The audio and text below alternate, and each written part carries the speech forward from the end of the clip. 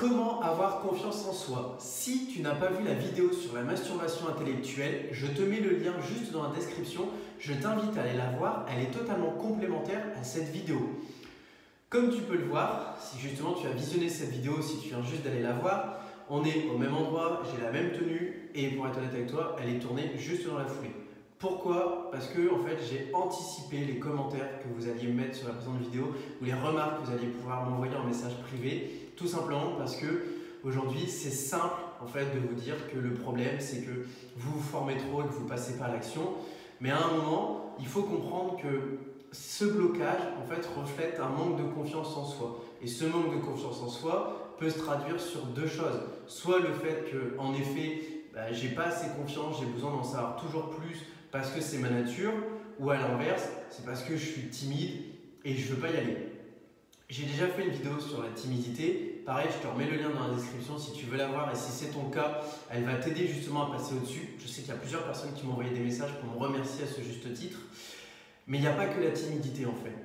Le manque de confiance en soi, ça fait aussi énormément. Et le manque de confiance en soi, c'est pas dire à quelqu'un qu'il est nul. C'est pas dire à quelqu'un que je marche comme ça, mes épaules baissées, dans la rue, je regarde pas les gens, j'ai peur. Non, non, non, non, non. C'est pas ça. Le manque de confiance en soi, c'est le fait de se dire que on est avec des sommes qui sont assez importantes. On est dans un système où on investit et on a un système surtout, ça nous engage sur le long terme.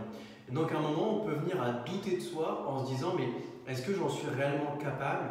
Parce que c'est vrai qu'une fois qu'on a commencé à investir dans l'immobilier, on se dit zut, qu'est-ce que c'est facile, entre guillemets, pourquoi je ne l'ai pas fait avant? J'aurais dû commencer beaucoup plus tôt. Moi j'ai commencé, j'avais 20 ans, si j'avais pu commencer à 15 ans, je l'aurais fait.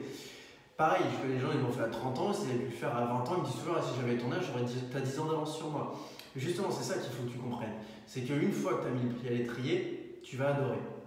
Et donc en fait, il faut vraiment que tu travailles sur ta confiance en toi pour te dire que tu es capable. Et je vais te dire dans cette vidéo comment justement tu peux le faire, quels sont les axes que tu peux mettre en avant, puisque j'ai déjà rencontré des personnes qui avaient ce type de problématique. C'est ce qu'on appelle un peu le syndrome de l'imposteur, c'est-à-dire que je sais que je suis capable, mais j'estime qu'en réalité, non, je ne le suis pas parce qu'il y a des gens qui sont bien mieux que moi. Donc, la première chose, en un, je t'invite vraiment à te dire que si les autres l'ont fait, pourquoi tu n'y arriverais pas? Tu n'es pas plus bête que les autres et les autres ne sont pas plus intelligents que toi. Les gens sont comme toi. Bien sûr, on a toujours des plus bêtes, bien sûr, on a toujours des plus intelligents, mais la majorité des gens sont comme toi. Donc, c'est accessible à toi. La deuxième chose, quand on dit le manque de confiance, dans le sens de je n'y arriverai pas, c'est trop gros pour moi, il y a trop de rénovation, le bien est trop grand, le montant est trop important, et bien justement, si à chaque fois dans ton discours il y a des trop, et ben fais tout pour que justement ce trop puisse diminuer. Pourquoi prendre un bien au début avec 100 000 € de travaux alors que tu peux prendre un bien avec 20 000 € de travaux? Si 20 000 € c'est trop, pourquoi pas prendre un bien avec 5 000, voire un bien avec 0 € de travaux?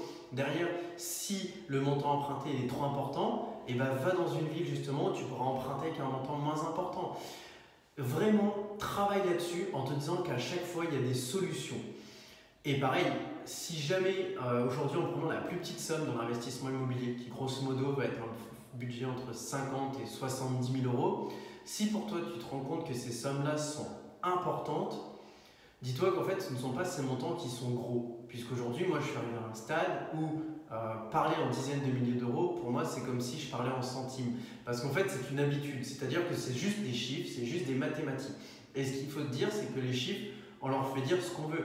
C'est comme par exemple, tu vois ton compteur, tu vois une voiture qui a un compteur à 300 km/h, tu te dis waouh, c'est impressionnant. Par contre, tu vois une course-poursuite sur internet de quelqu'un à 300 km/h, ça te paraît normal. Et bien c'est pareil, c'est justement parce qu'il faut mettre les choses dans leur contexte.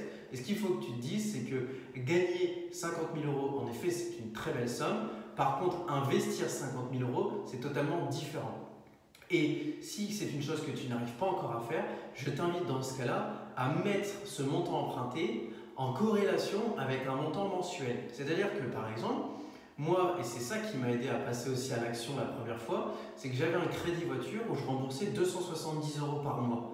Et le premier investissement immobilier que j'ai fait représentait, c'était 297 € de mensualité. Ça veut dire que pour 27 € de plus, j'avais un bien immobilier. dans lequel je pouvais gagner de l'argent, dans lequel si jamais j'arrivais pas à louer, je pouvais remettre des locataires, et dans lequel où si jamais un jour j'avais un quelconque imprévu qui faisait que ça devait taper sur ma trésorerie, ben c'est pas grave, je revendais ma voiture, je soldais mon crédit, voilà, il n'y avait pas mort d'homme, et j'arrivais dans une situation où financièrement je ne me mettais pas en danger. Donc justement, ça, de raisonner comme ça peut aussi aider ton manque de confiance et ça peut t'aider à passer à l'action. Et après, il y a une dernière chose, et c'est ce que je disais dans la vidéo de la masturbation, et je leur dis encore aujourd'hui, c'est que tu ne dois pas oublier que si à un moment tu te sens seul, il y a des gens autour de toi, et que les gens sont là pour t'accompagner, et que justement, en fait, si tu regardes toutes les personnes qui peuvent te proposer des vidéos comme moi je fais, tu verras qu'il y a deux types de public. Il y a le public qui est éthique et transparent et qui a entre guillemets rien à te vendre, donc qui aujourd'hui va te donner toutes les informations que tu recherches, et tu vas te rendre compte en fait que ces personnes-là, en fait, elles ont toutes commencé petites, elles n'ont pas commencé avec un château en Espagne. Et à l'inverse, tu vas te rendre compte que ceux qui te vendent du reste, ceux qui sont vraiment les pros du marketing, ils te font croire qu'ils ont commencé avec 10 immeubles de rapport qui valaient 500 000 euros chacun. Et ça, c'est totalement faux. Et je peux te dire que si tu creuses, ces personnes-là, elles sont vite démasquées.